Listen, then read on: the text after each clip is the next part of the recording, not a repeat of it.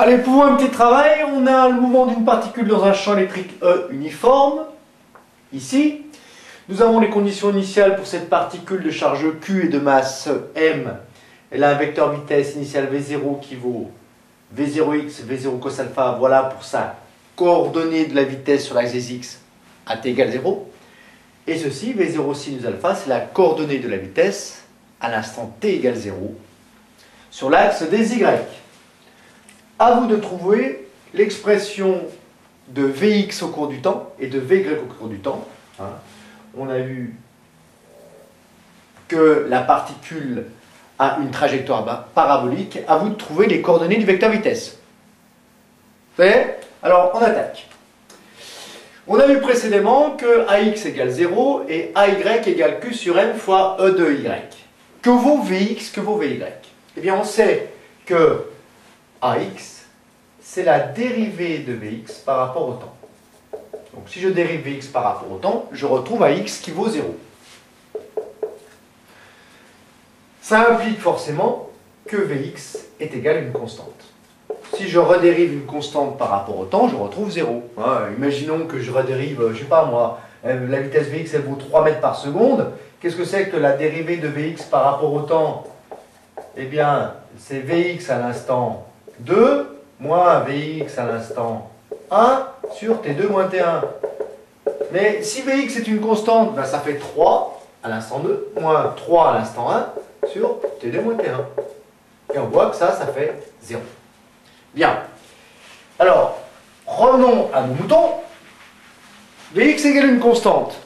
Donc, quelle constante?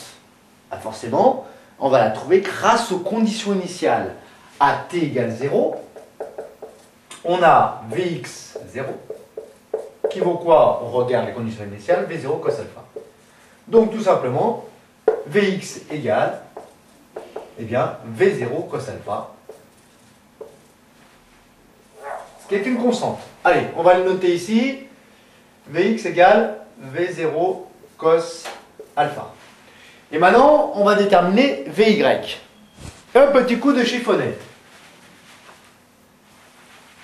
À tout moment, vous pouvez mettre sur pause, évidemment, si vous êtes perdu. Alors, comment on trouve Vy? Eh bien, à partir de Y. On sait que Y, qu'est-ce que c'est? C'est la dérivée de Y, de Vy, par rapport au temps. Et cette dérivée, elle est égale à quoi? Q sur M fois la coordonnée du champ E sur l'axe des Y. Qu'est-ce que c'est que la coordonnée du champ E sur l'axe des Y? Eh bien, c'est sa projection sur l'axe des Y. Cette projection, elle vaut quoi? Eh bien, elle vaut le champ E lui-même, regardez. Donc, ça nous donne Q sur M fois E. Bien. Ceci, c'est une constante. Pourquoi? Parce que la charge Q, elle est constante, le champ E, il est constant, et la masse M de la particule, elle est constante.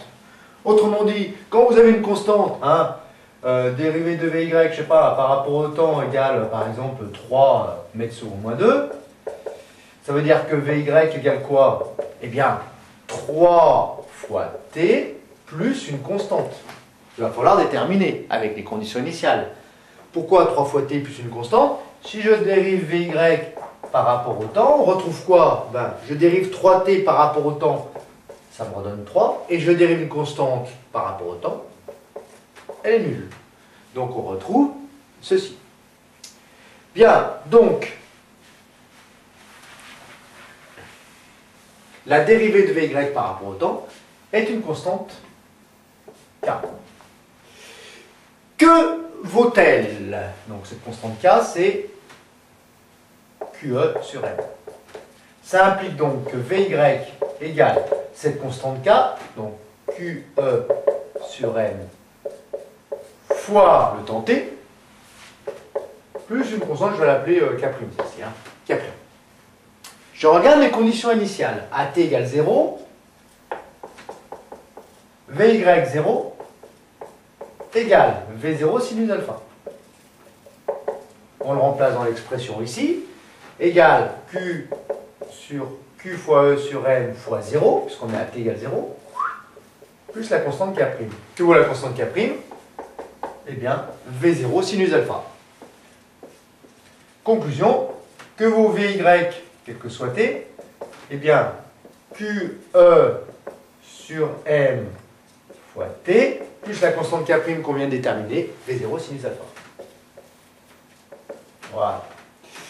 On la rapporte dans l'expression de la vitesse. Donc, QE sur M fois le temps t, plus V0 sinus alpha.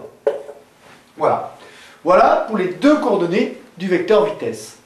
On remarque que la vitesse sur l'axe des x est constante. Par contre, la vitesse sur l'axe des y, elle varie au cours du temps. C'est une fonction affine du temps.